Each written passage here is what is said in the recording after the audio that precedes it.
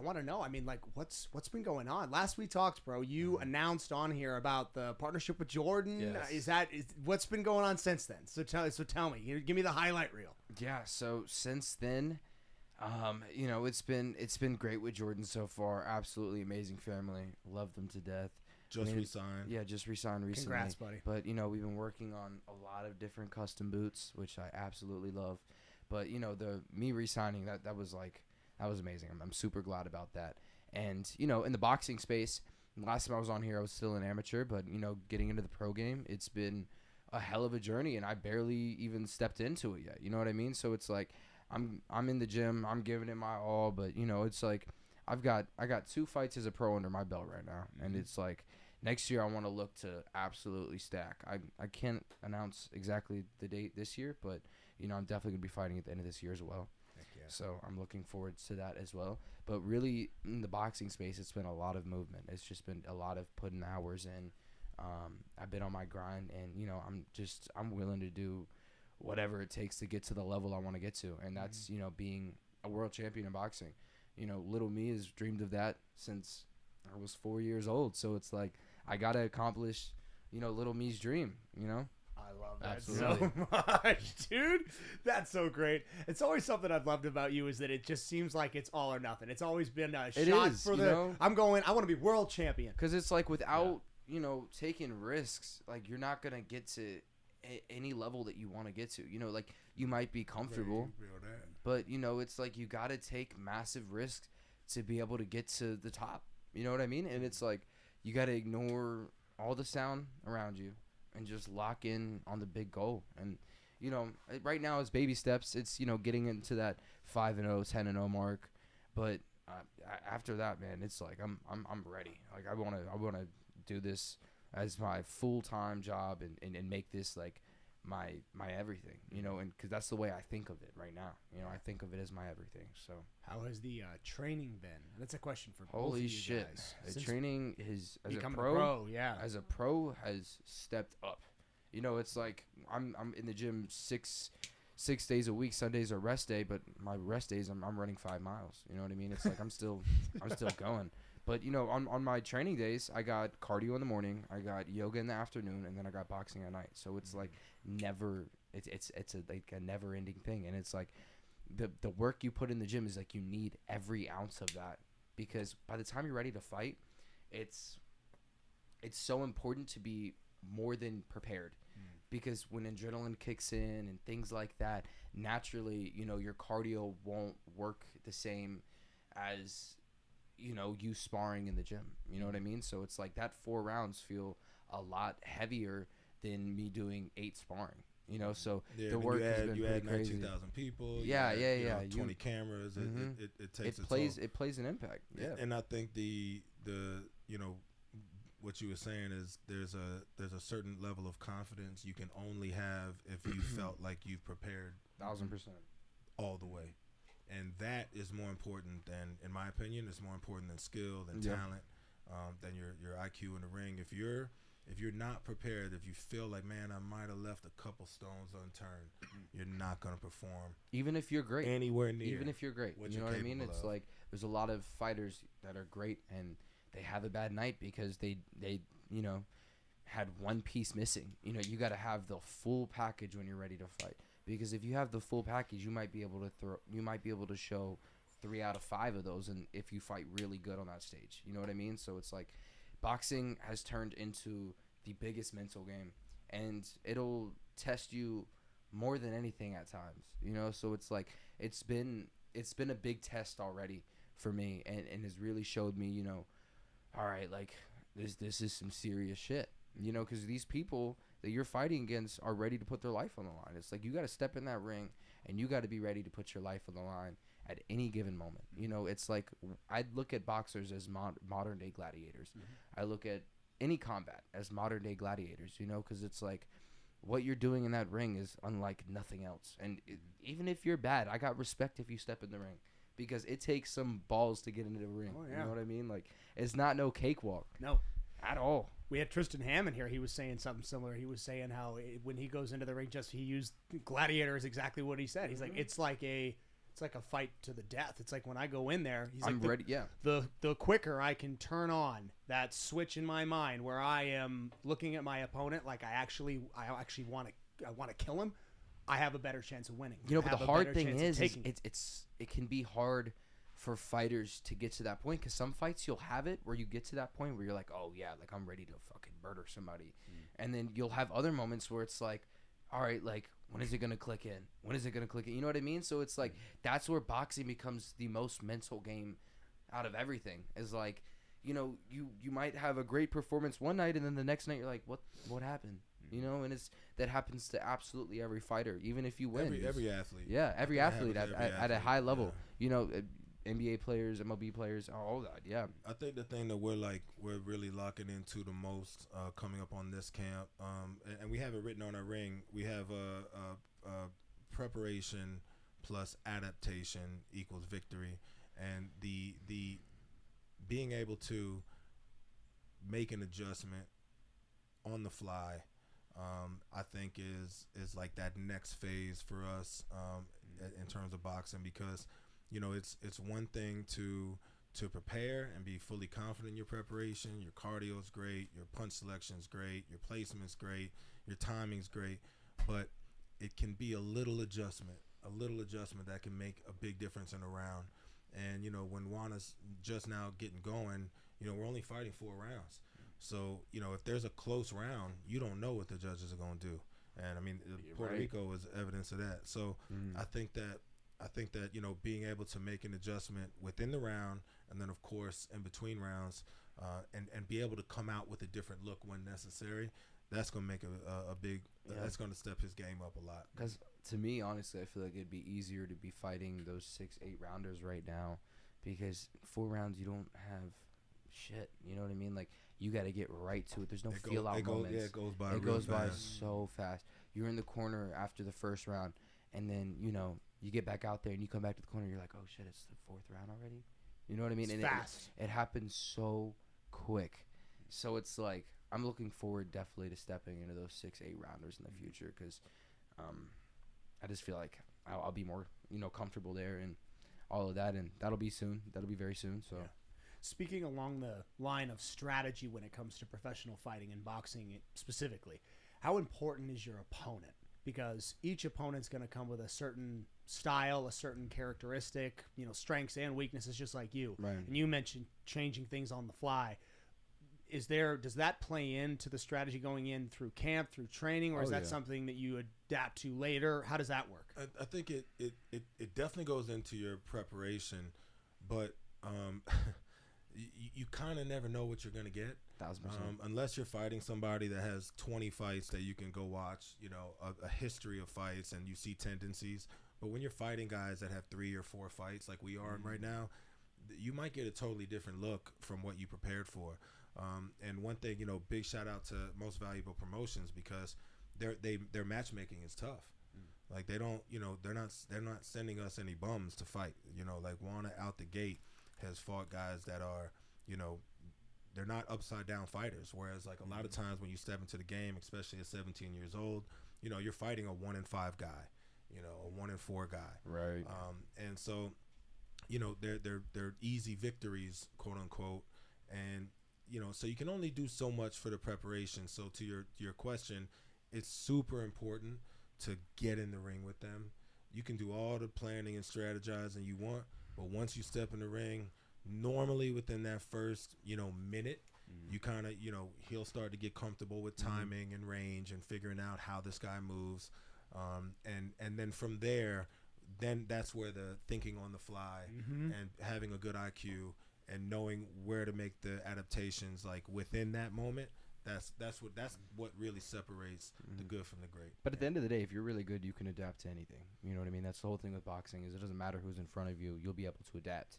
And to get to that level is very hard, but you'll see a lot of the top guys do that. So it's like, it doesn't matter who's across from me. It's like, I'm gonna figure out whatever I need to do to get this knockout or this big win. Yeah. No, a meteoric rise that we've seen from your career, bro. Having only just stepped into this to already be on, I saw you on Jake Paul's card and everything you guys have done already. So that's amazing. First of all, just wanted to make sure I said that. Thank you. We touched on this last time, and this was a really, really good and very unique subject for Onward Nation, for your family in general. Training camps with family, different siblings that are all. I saw your sisters stepping into the game. Yeah. How has that been? Because that's been something that I've witnessed. You guys have continued to evolve and expand since our last conversation. How has that been? Has it continued to be prosperous and awesome? Training with your dad and working with family, all of that's just still great. I mean, that's my, that's why I'm doing this. I'm doing this because that's part of my dream. My dream is to create a tribe, in that when one boat rises up, all the boats rise up.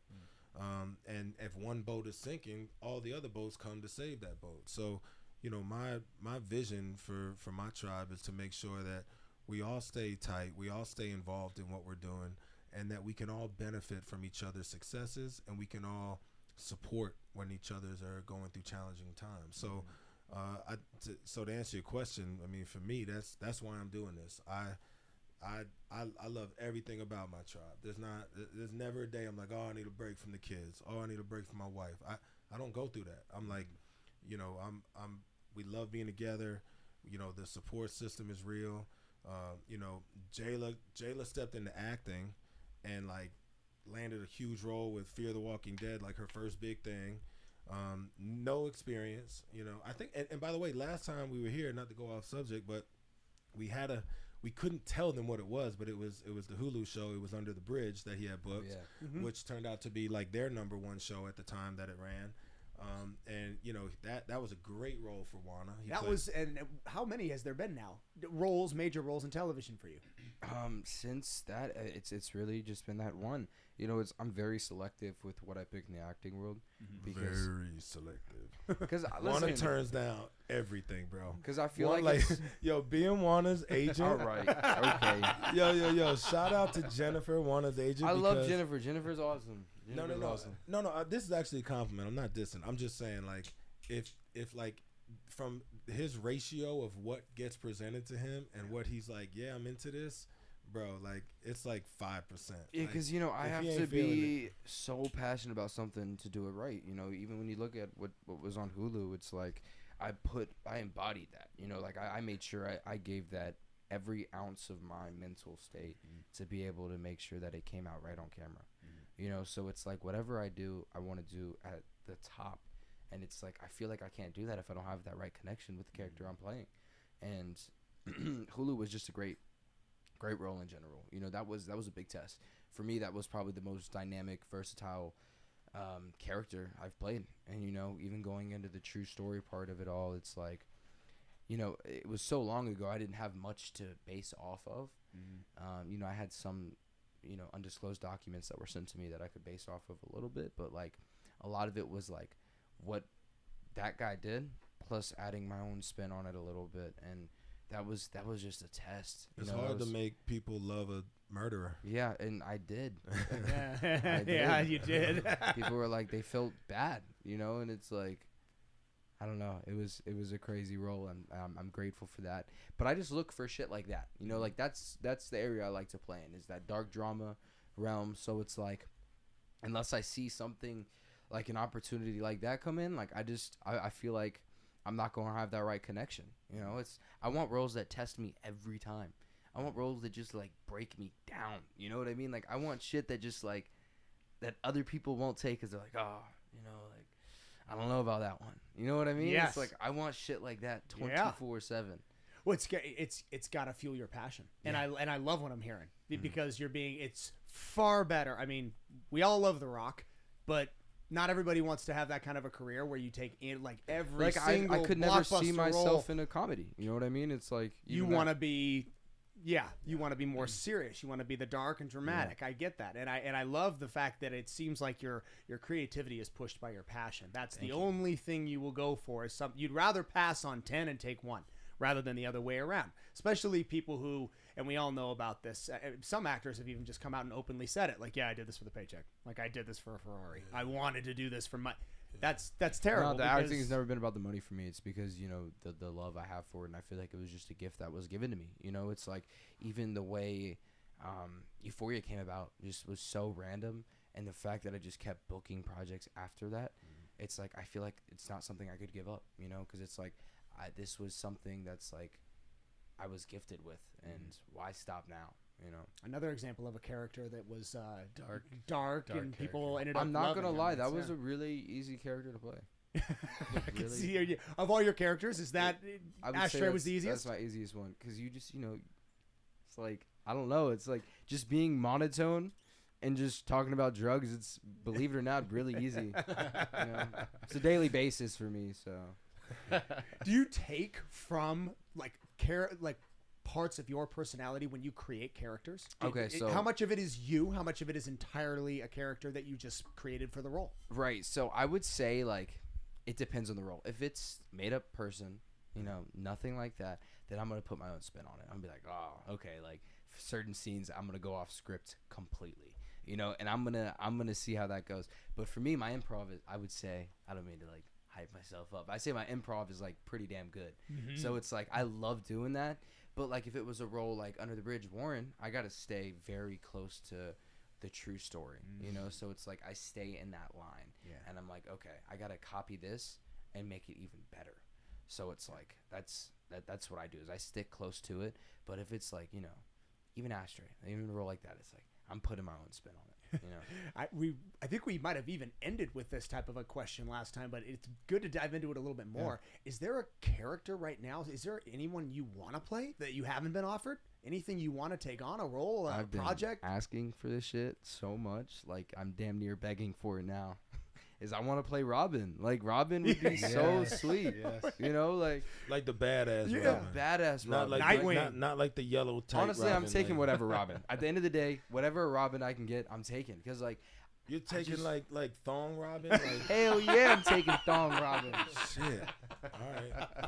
Depends on who's Batman. Yeah, shit, dude. I didn't know that's a big factor in Thong Robin. I'm taking Thong Robin if it's Batgirl. Batgirl and Thong Robin, then I'll take it. Nah, dude, I just feel like Robin, I would have like such a great connection with, you know, because like I feel like that's a character I could like. The gymnastics. Gymnastics. Yeah. Speaking of gymnastics stuff, I was just in a gymnastics gym yesterday for like the first time in like 5 years, and God, I lost so much shit when I was in air. I was like, holy hell. Like it's like your air awareness is like the first thing to go. Oh, yeah. You know, so it's like when you're spinning up there, you're like, oh, you know what I mean? Like I've been away from gymnastics a lot longer than you. I think I mean, I can still do a handstand, can still do a back tuck. That stuff may never leave you. But it's like riding a bicycle with that stuff. You will lose all those crazy aerodynamic full ins, half outs. Oh, you know, all that. I tried, you know, even a double pummel back. Horse gone. Yeah. I jumped on a pummel horse randomly. I was like, dude, I can't do it anymore. He did 2 circles on the pommel. People don't realize it's like a completely different upper body strength. That strength. didn't go well, but everything else he was able to do. Yeah. The pummel horse is even when you're training it. Every time you do it, you're like, oh man, my balls. I wanted to go on a high bar really bad, but I feel like that would have been a bad idea. I don't know. Did you see the U.S. gymnast who comes out just for the pommel horse? Yes, he crushed like that shit. He like the homie that fell asleep and then was like, it was like game glasses, time. the whole nine. The only thing he does is pommel horse. Just that. No, that dude was badass. Yeah. But awesome. you know, they say pommel is one of the hardest events for men's gymnastics. Honestly, like even as a fighter, as a boxer, you know, people say that's a very hard sport, but I don't put anything above gymnastics. The amount of strength it takes, as far as of an aspect of like what it takes, it's like unreal. You know what I mean? To get to a high level in gymnastics, like you can get really good, and then that's like your max. You know, if you're in the gym every day as a boxer for 14 years, you're gonna be damn good. If you're in the gym as a gymnast for 14 years, you might be still may only reach level 3, and that's all you know. That's it. You might be good, but well, you might. The difference is too, like it's like you get one shot. You get one shot. It's like track. You know, you train for like if you're on an Olympic cycle, you're training for 4 years for like a 30-second routine. Yeah. And the butterflies you get, and that I mean, boxing ain't like that. You can get knocked down in a second and have plenty of time hell to yeah. recover and fucking still win a fight. You fall off the high bar, it's a wrap. Yeah. You know what I mean? Yeah. And the look the judges give you when you fuck up. Like I'll be like swinging over there. shit. You know like, why are they looking at me like that right now? Like, what are y'all doing? Like, chill out. You know, it's like mid-set, take a little peek over. You're like, that wasn't good. Such an incredible. And the flexibility. Oh, yeah. Literally what I was about to say. No, I think that's incredible why flexibility. I can't do a lot of the things I used to be able to do because of the flexibility. You know, it's like that's part of the strength in itself that it takes, you know? But all those guys look like they're on steroids because of the calisthenic and the requirements it takes. You know what I mean? Yeah. So it's like, it's just unreal. Yeah, it is. Unreal. Oh, yeah. Yeah. No, gymnastics is one of the best things that I teach my parents who have young athletes, especially young athletes. Oh, yeah. If they got kiddos. He just said that yesterday. He was like, when my kids, like, it's mandatory, they're going to do gymnastics. Throw them in gymnastics. I just feel like it's so important at a young age. Like, so important. And, like, a lot of people don't realize that. But, like, I feel like it just makes you tough because, you know, all of the hits you take, all the falling on your head. I don't know how I'm not, like, completely broken from gymnastics. Like, God, I've taken some bad falls. You know what I mean? Like, I think as a gymnast, majority of gymnasts can say that they all have as well. You know, so it's like with the falling, like you get to learn a lot from that and the toughness. And you know, it's like you look ripped at like 5 years old, and it's awesome. Yeah. Oh yeah. It's just, it also teaches you, camaraderie at a very young age, similar to martial arts, I'm sure, and it gets you a baseline foundational understanding of how to move your body. Exactly. And it's also, now I usually make the disclaimer with my parents who are coming to me with young athletes and say, listen, this is the best thing you can possibly do for your kid for a time. You're not going to want to take this kid. Most likely he's not going to the Olympics. It will. Yeah. You will be messed up possibly forever if you stay with this for 15, 20 years. Foot surgery at 13 years old from it? Yeah. No, I mean, it's like the pounding on the impact on the floor, the falls. It's just like, it was just injury after injury after injury. And it was bad. It is. But, one thing that I love about gymnastics is I love individual sports that have a team component. Like I love track, but at the end of the day, it's like, you got guys in the gym pushing you to get better, but it's just you up there. It's you versus you. I love sports that are just you versus you, know, because you're a baseball player, you fuck up 3 at bats, right? Your team is down by 1 run. The next at bat, you hit a home run. You're fine. You did your job that way. You know what I mean? It's like, because you got a whole team to rely on. Yeah. Same. But when it's just you up there, the amount of adrenaline you get is unlike anything else.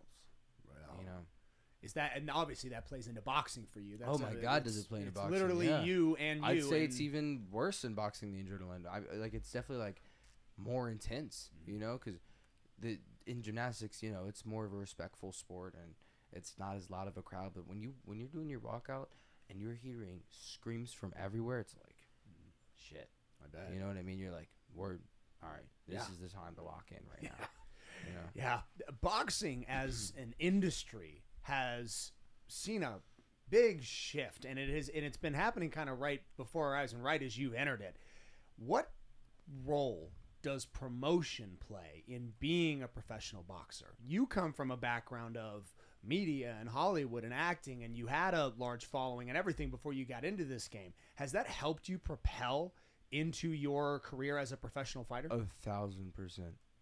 It's definitely gotten me, with the right people right out the gate, because in life, a lot of life is about the right connections. And, I've been able to build the right connections and get with the right people out the gate. And MVP, I would arguably say that they have, they're one of the top promoters right now. So it's like signing with them early on was honestly a blessing, because without all the other shit that I had going on, it's like I was a great fighter when I was younger, but it's just harder to get looks. Even if you're winning national level tournaments and all that, it's like, it's definitely hard to get looks. So when you have, somewhat of a name, when you're stepping into that space, it's definitely a big help. It's definitely a big help, and I'm so grateful for it. Yeah. Yeah. Has that been something that you recognized early on as well, DJ, that there was definitely going to be a social media aspects to the athletics? Because obviously you spearhead the training and the camps. What role have you had in the background promotion of Javon and everything he's had in his career? Really, with Juan, it was just about kind of managing his career as a whole, making sure we got with the right people. I'm fortunate enough to know a lot of people in this space, and he's got all the connections. Had a lot of had a few opportunities we could have went to, and believe it or not, all the acting stuff was cool. It was super helpful. But you know, my first conversation with Nikisa, that's Jake's partner at MVP, was like, can you send me all his amateur information? So they, Really? you know, they wanted to know they weren't just signing like, you know, like another YouTuber or, you know, somebody that just had a bunch of followings, and they wanted to see how legit he was in the amateurs. And we were still fighting in the amateurs at the time too, so I'd be sending Nikisa fight film, you know, after every amateur fight, and so it definitely helped, but you know, without the actual boxing chops, it, you know, because you need the chops no matter what. You know what I mean? No matter what you do at a professional level, you need the chops. So like, you got to be a good fighter, you know, and that's what a lot of people just don't realize that. You know, it's like I had to have the background to get to where I was right now in the boxing game. Well, I think that's because, to your point, the landscape has changed so much, and you know, now you don't have to be a fighter to be on a big promotion or a pay-per-view event. Like, you know, that didn't happen 10 years ago. And nah, it's weird now. And now it's like it's turned getting a little circusy sometimes. a little bit into the wild west, and in a way it's really good for boxing. I think traditionalists will always argue that, and they got some good points too. But you know, like from what I see, everything Jake Paul and MVP has done for boxing has uplifted the sport. Like, look what they did for women. I mean, it's, to me, I mean, we're with the perfect home, with people that believe in us. You know, they're in it for the long haul. So, I mean, I feel great about where we are, and I think I really like Juana's trajectory as we start to build out the arc of what his boxing career will look like. Yeah. Are we gonna get a boxing match in the Sphere? That'd be sweet. Oh man, that was something. That was a production. That was I know, but then Canelo came and fucked it all. I was gonna say the fights were subpar, but That the was actual awesome. spectacle. And yo, was, DAZN needed that shit. Yo, I was like low key kind of happy to see Canelo, like, and no diss to the UFC, because you know we like a lot of those guys and we got some friends in there, but like, you know, to have a Canelo card, you know, on the same night. They tried throwing a, like, you know, like a right down the street, yeah, like a Mexican card right down the street. Like, what? It was like, it was one of those things where it was like, it was good to see how well Canelo's card performed. Yeah. And it was, you know, it was, that whole card was great. So it was like, it was about not just Canelo's name, it was like the product on it was amazing. You know, the Caleb fight was incredible. Like everything about that whole card was so good that probably like the first time I can remember where, you know, boxing maybe outshined the UFC a little bit in a while. Yeah. Certainly in a while. No, yeah. There That's was a the time, thing. before the UFC, man, boxing was everything. People forget about that. Yeah, Right. you know, Tyson. That was when I was a kid. When I was your age, that's what was. Right? I was catching the tail end of his big monster career. Right. Was Tyson, but after him, there was a big lull period where boxing kind of like went away with Dana White and everything that he did with the UFC just kind of overshadowing it. But no, definitely a resurgence. And you bring up Jake Paul, which is certainly a question we got asked about this particular podcast in particular because of your relationship with him and everything. You know, how legit is his ability as an actual fighter? Obviously, no one would say he's not a great promoter. He is. How is he as a boxer? He's gotten much, much better over the years. Like, his progress, you know, every time I'm in his gym, I'm like, okay, like, you know, you see a big difference in, like, his determination to be able to get to a high level is honestly impressive. Like, he's given it his absolute all, and the workouts he does are always really tough, and, you know, it's impressive what he's been able to really do in the boxing space. And even when you look at, you know, his past fights, you kind of just see him climbing the ladder every single one. You're like, okay, you know, like, he looks better and better. So being able to do that as a fighter is very impressive, because, you know, you usually have your times where you fight good and then, you know, you go down, and you fight good, you go down. But like, he's been able to kind of just keep climbing. And I think, like, let's keep it a buck right now. Like, bro, you said it earlier.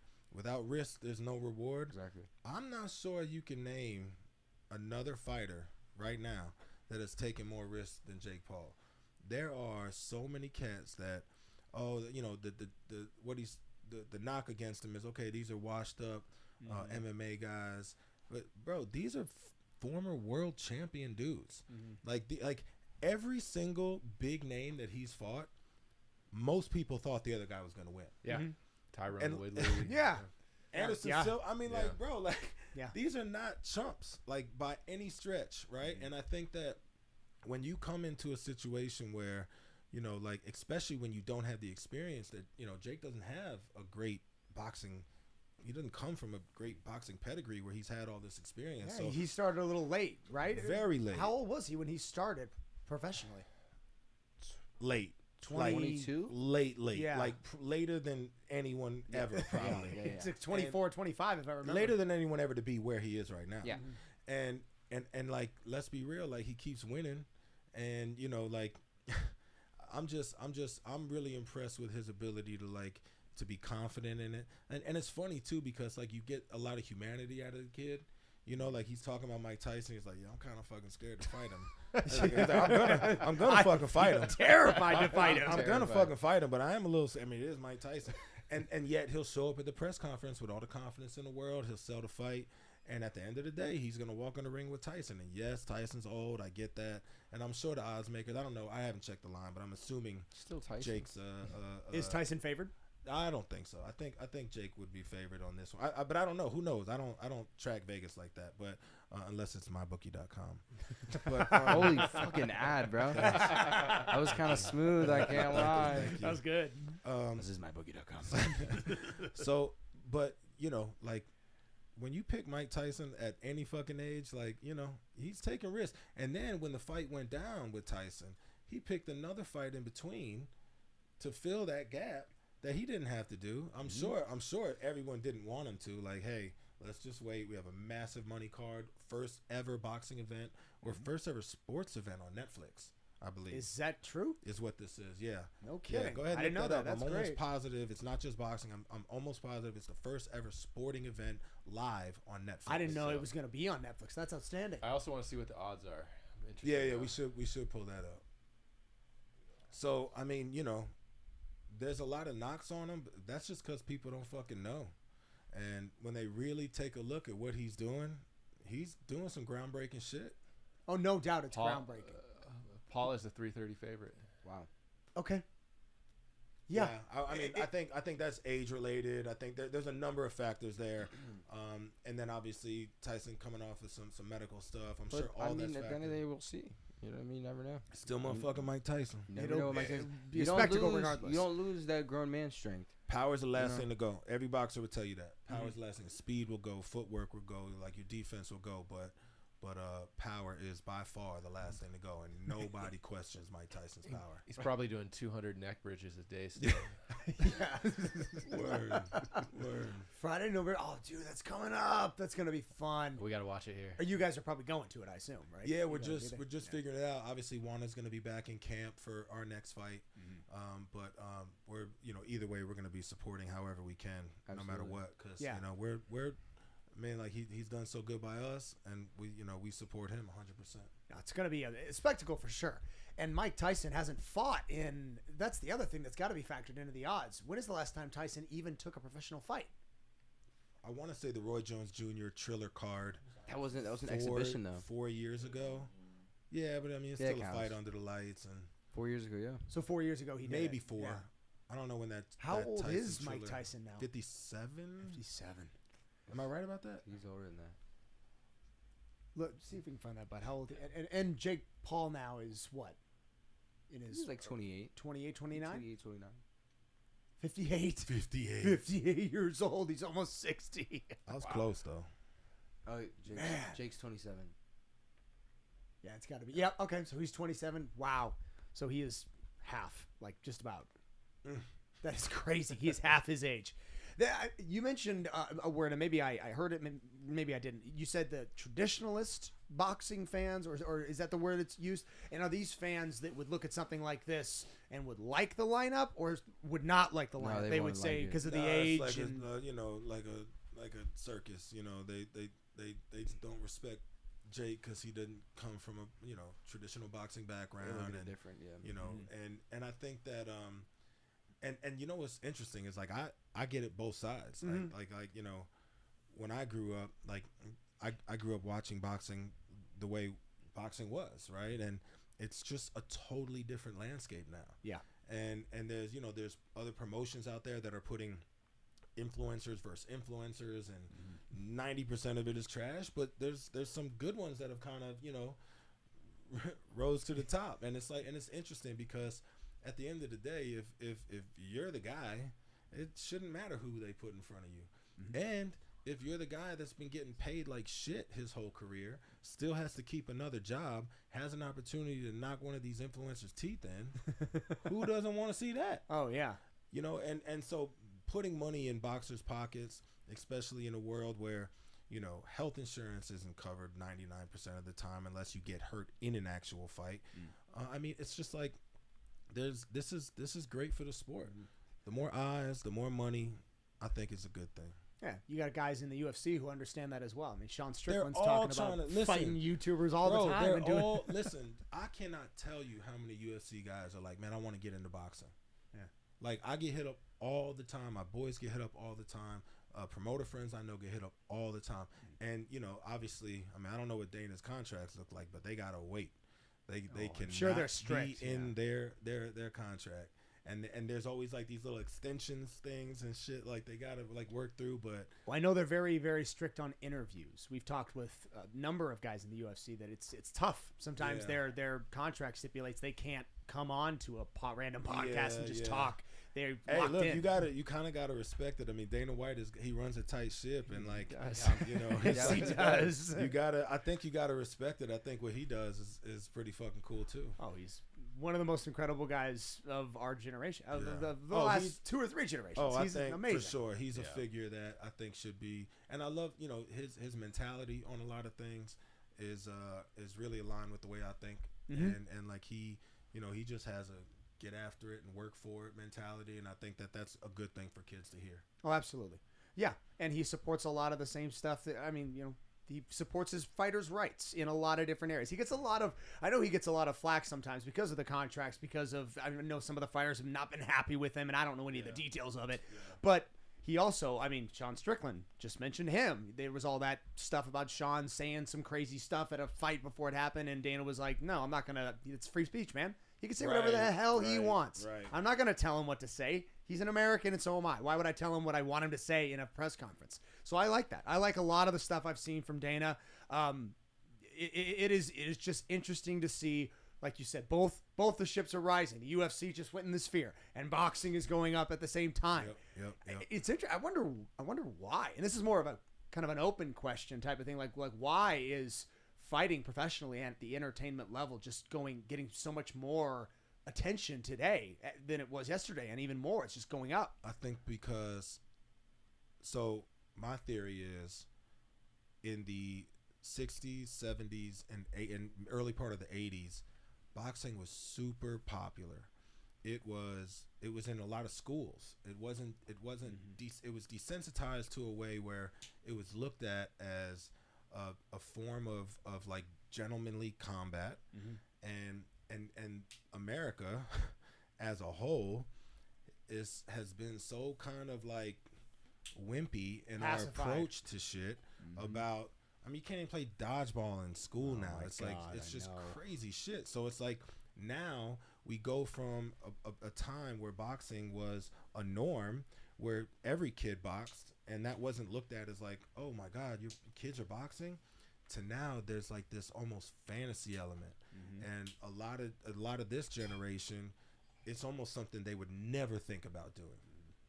And when you have that mentality towards something, then you want to watch it because you don't want it to be you.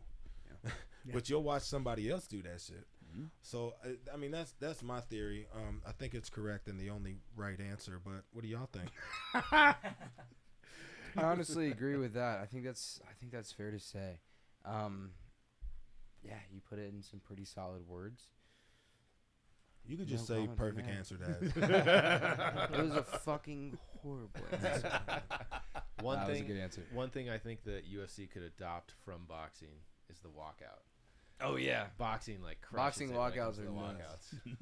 Yeah, they kind of got like a little they've made some exceptions. Yeah. Right? Like the Airbender came out and did some cool shit. Yeah. But like there's been a few of those where there'll be like full circuses in boxing. Like you'll have like thrones or you'll have like cars live animals walking you out and shit. Like what are we doing? Someone's got to come out on an elephant. Someone's got to do it. But like in the UFC, like a lot of it's copyright music that you can't use, so they have a very select amount of music that you can use. In boxing, they don't give a shit. And they got to wear So you can do whatever you Reebok want. or whatever. Yeah. What is it? Venom now, I think. Oh, is it? Okay. Yeah, that's it. Because it's all over the Octagon and everything. The Venom. I don't even know what that company is. Is it just clothing? Is supplements? No. They started. I mean, they do a lot of MMA equipment. They do boxing equipment.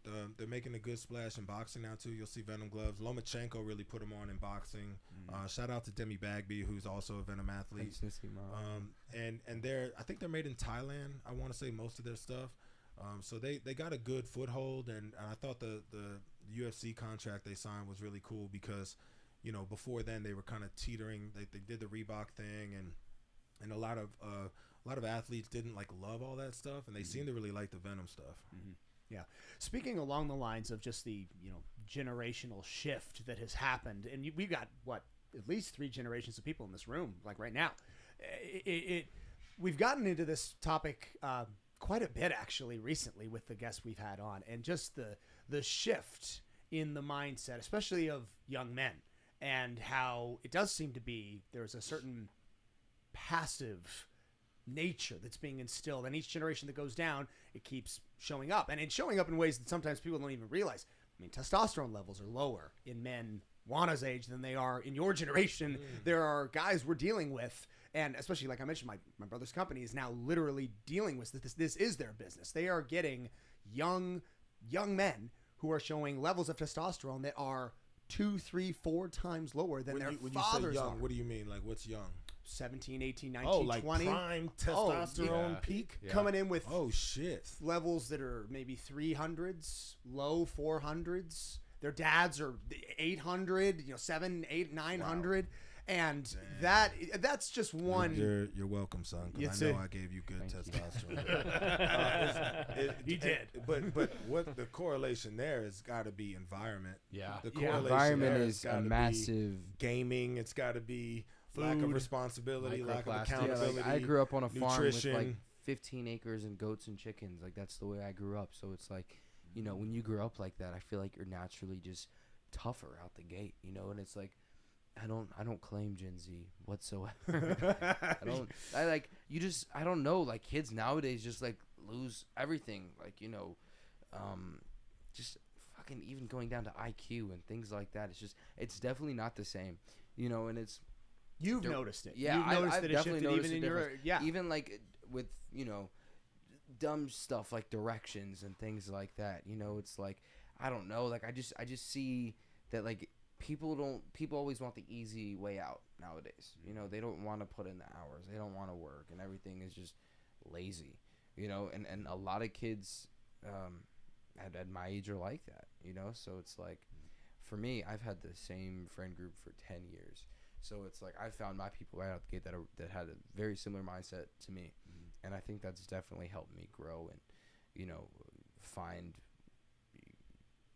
just my manhood in general, and this guy's been a great leader along the way. It's having a father figure like him. He's been able to teach me a lot, and very thankful for that. I think that it's a lot of people that don't have that in their life. Reasons even for testosterone levels and things like that. And parents can fuck their kids up bad too. And you have to have as a parent, there's this really weird line you have to walk. If you came up from nothing and you built everything you have from the ground up, there is a part of you that wants to make your life easier for your kids. And that is where the rub is. The dance is not being the same parent your parent was to you. The dance is, okay, these things made me who I am, but some of these things that made me who I am really fucking sucked, and I wish I didn't have to go through them. Yes. And I don't want my kids to go through them. Yeah. And so if you remove some of those uncomfortable things from your kid's life, you remove some of the fear of danger from your kid's life because you're trying to be a good parent, then it's easy to kind of let shit slide, and they become a little bit softer, and they expect a little bit more, and that shit is one of the challenges, in my opinion, of being a good parent in today's world. You rob them of that opportunity.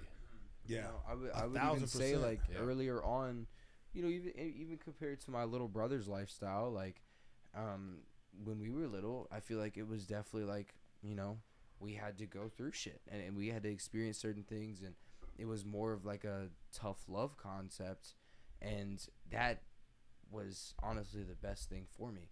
You know, it's like when your parents are pushing you, and you know, it's not always just fucking rainbows and sunshines early on, so you get a glimpse of the world. Because, you know, when you're, I mean, even this next generation that's coming along, it's like when they're 18 and they're out on their own, it's like they're just going to be lost.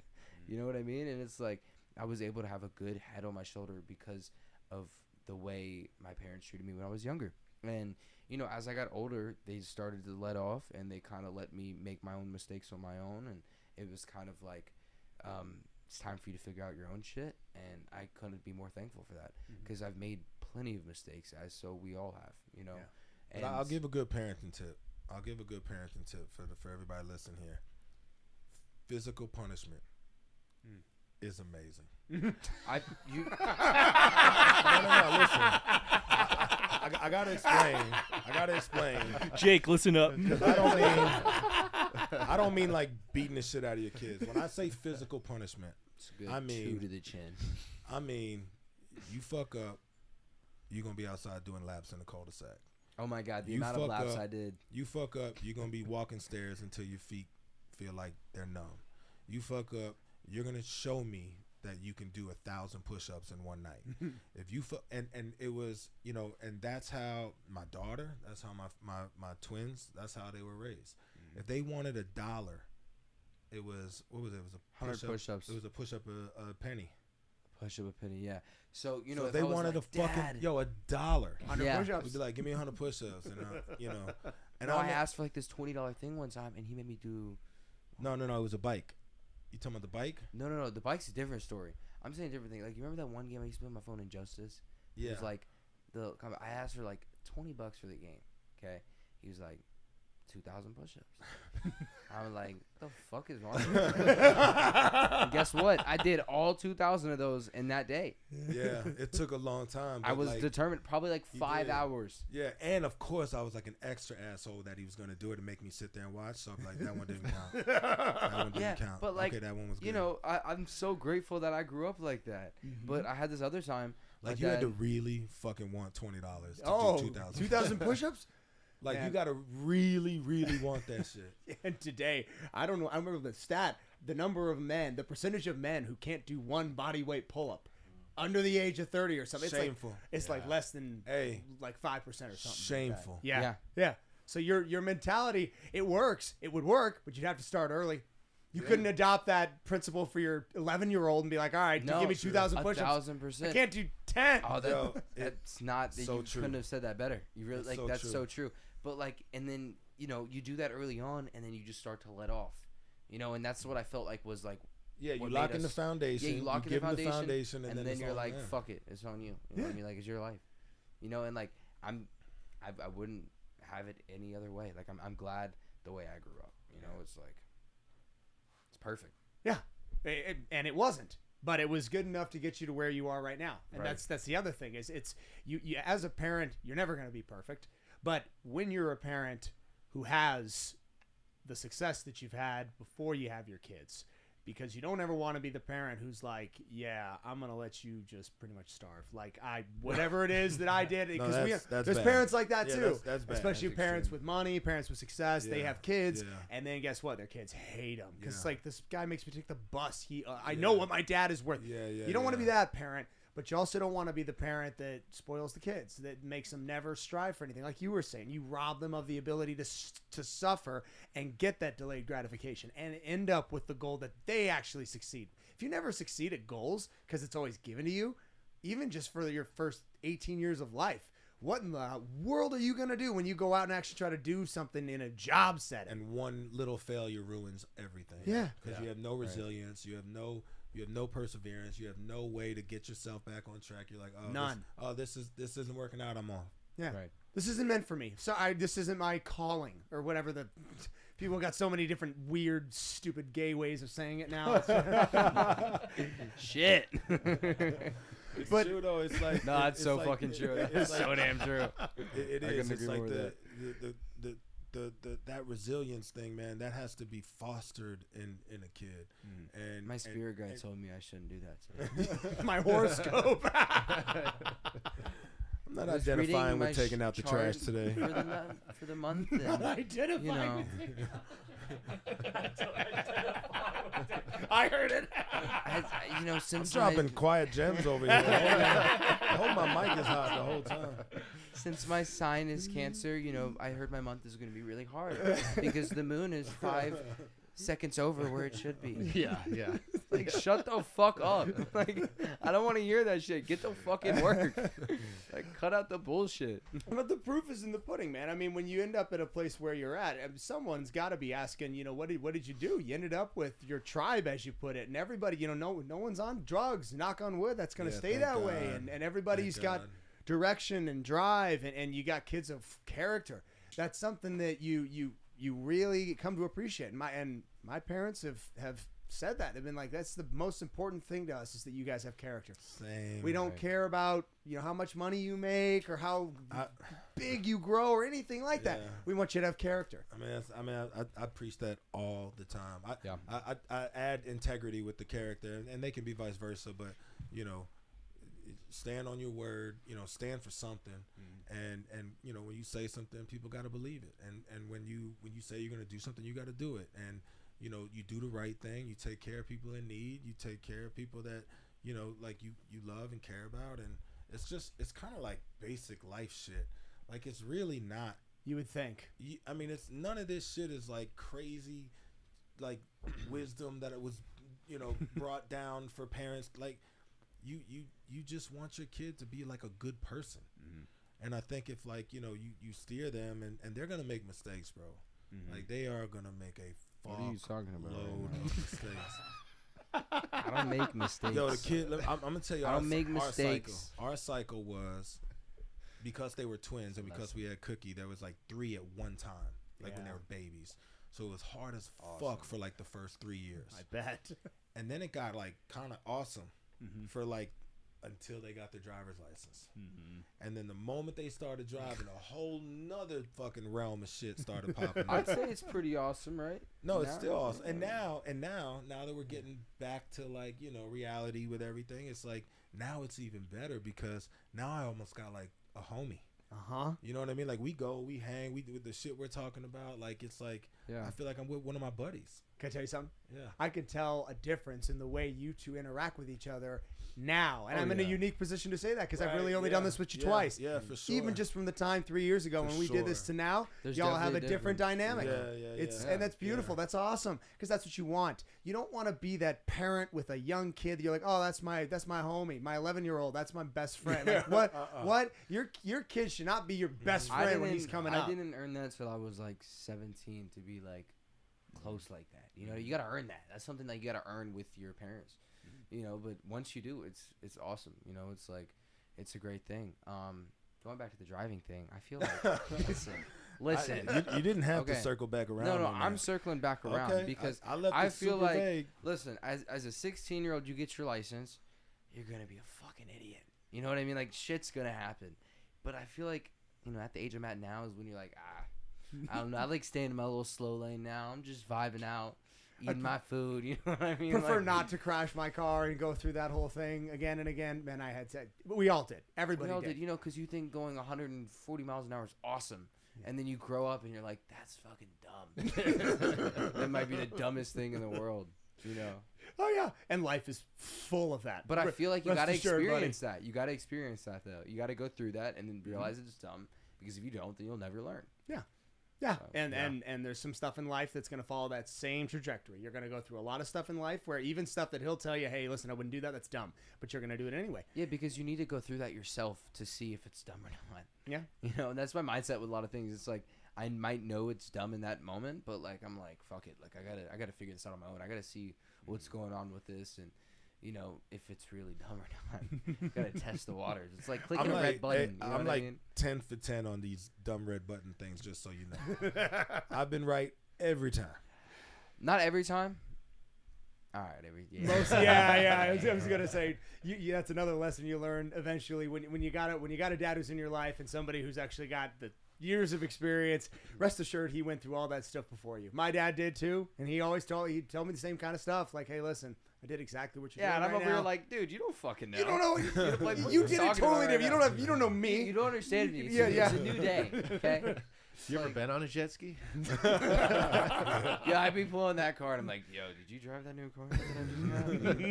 Yeah, and he's like, I don't want to drive it. I'm like, you're gonna like it. But it's great to see, and you go from a place of parenting much more. Now you can come to him for advice, and that's the best part about it too. That's got to be rewarding. For any advice, like we have a very open relationship, so it's like we can kind of talk to each other about everything, and to have a healthy relationship with somebody, you got to be able to be open and talk about shit you don't want to talk about. You know what I mean? And being able to have that now, it's like, it's a blessing. No, that's like my favorite part now is like how open it is. So it wasn't like that before. No, well, because there had to be some boundaries and shit, and like now it's like, now we can talk like grown men. You're a young man now, and you could tell me you about to do some shit, and I know it's gonna be a bad idea, but I'll be like, if you think that's what you should do right now, you should do it. And then when it comes back, it's not like I fucking told you so. It's just like it's another conversation, and then it keeps building. And what'd you learn? Give me that look sometimes, and I'm just like, fuck. It's like, why'd I do that? Because it's like he's never gotten mad at. I don't remember the last time he's gotten mad at me. It's like if I do something dumb, it's always just like a disappointment. It's like, and I'm like, that hurts way worse. I'd rather you be mad. So much worse than mad. Because then, like, if you were mad, I could like fuck with you about it and be like, yo, you know what I mean? But like, when it's just a disappointment, you're just like, I'm a bad son. I'm a bad guy. You're a great son. You're a great guy. And yeah, man, life is so interesting and so full of ups and downs, and things are but you guys are on an amazing path, an amazing trajectory, and thanks again for doing this, guys. Dude, coming in and absolutely. shooting the shit and telling us what I think Warner's up to something. I think we gotta every 2 years mark it out, and we come in and it's great. We'll bring some belts with us next time. Oh yeah, yeah. You're gonna have a cigar next time. Yeah. Let's try it next time. Next time. Yeah, we'll be right around there. Right around that time. Ready to go. Do this till you're his age.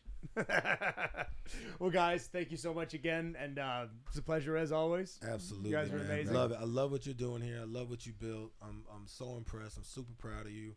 Seeing your vision come to life and the way you've done it. It's the way you've done it that's inspiring, and that I think a lot of people connect to, because this is like people sell their souls to get to their dreams. You got there like with integrity, and obviously that's a big nod to your folks. That's a big nod to your path, and it's impressive, and it's very inspiring, bro. So I'm anytime we can support, we're right here. Thank you, bro. Appreciate it, guys. Juana, thanks again, bud. Of course. All right. What's up, guys? I hope you enjoyed that episode of Becoming the 1% podcast. Onward Nation here in the house. If you guys want to see more episodes like that, click right